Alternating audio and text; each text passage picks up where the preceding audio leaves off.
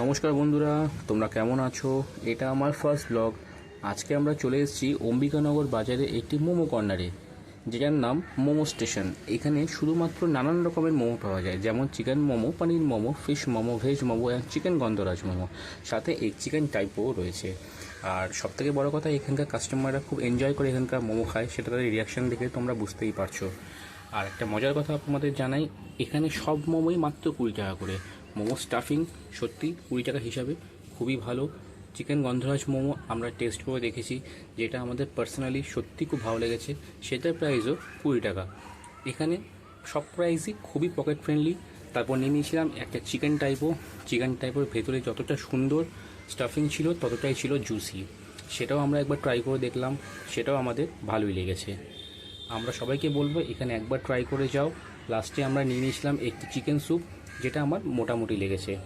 Thank you.